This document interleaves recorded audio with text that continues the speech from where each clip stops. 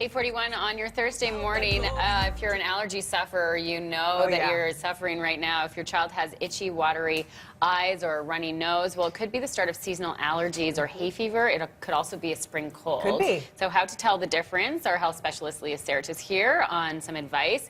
And this is so uncomfortable, and so you want that relief. You really do. And it is really tricky to figure out what it is you're treating, because that can be a cold or it could be the start of seasonal allergies. So first of all, seasonal allergies really common. So in kids that are genetically prone, you're looking at 30% of the population. So that's a giant number of kids. So I spoke to an allergist about allergies in children. You typically don't see them before the age of 4, because basically children need exposure to about 4 seasons of the pollens, and then they need to start to develop an allergy from there after recurrent seasons. So you sometimes see it, after the age of 4, and then getting a bit worse from there on, and peaking kind of around 10 or so, or the teen years, and even into the early adult years for sure.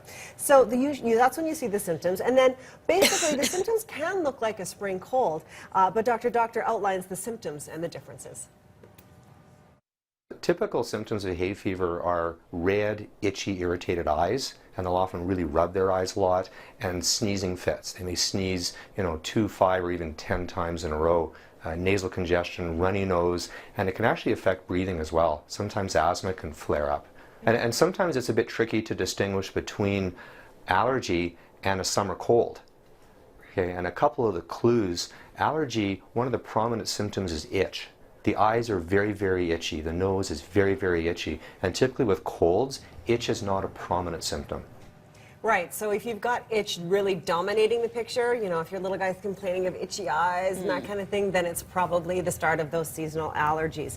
And if that's the case, your first step, you want to try to avoid those pollens, right? So you maybe want to keep the kids inside when it's one of those really bad allergy days. So if it's hot, it's dry, and it's windy, that's a really bad day for a kid to be outside. If they've got allergies, that might be the day you want to go to the movie theater instead of spending the day at the park. That said, it's really hard to keep kids from going outside. They want to go outside, and we want them to go outside, right? That's good exercise. So the next step really is to treat these allergies. And Dr. Doctor really encourages parents to take this seriously, because there's new research suggesting that children who are suffering from allergies are not able to function properly in school, right? So they're distracted, they can't focus, they're uncomfortable, they're not feeling well. So it's really hard for them to do well in school. So he's really encouraging parents to treat these symptoms. And a great place to start is with an over-the-counter antihistamine. Just make sure you start with a non-sedating version that's long-acting.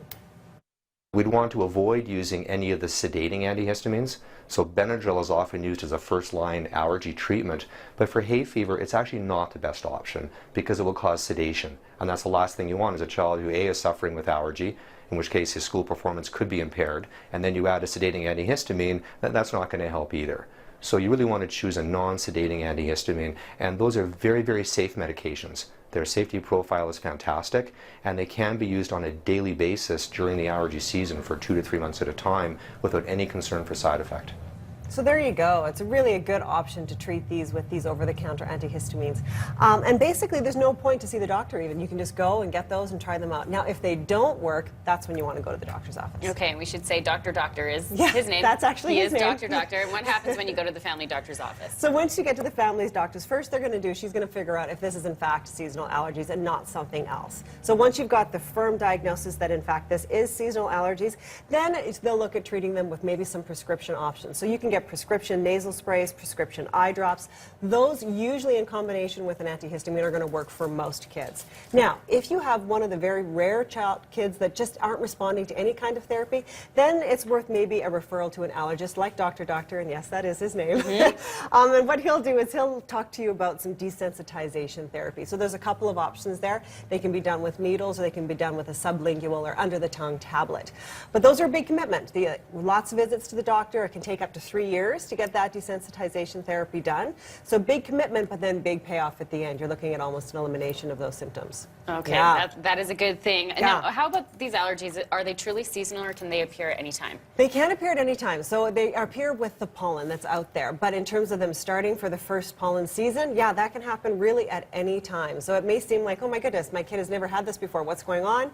It could be the start of seasonal allergies. And really, if you just make that connection with a family history, so maybe your your child's got. Maybe you've got it, maybe a sibling has it, maybe your partner has it. And if they have a couple of these immune system kind of things going on, like eczema or food allergies. Yeah. So if you've got those things going on, pretty good chance you're dealing with seasonal allergies. Okay, more information on your blog. On my blog, you bet. breakfasttelevision.ca is where we can find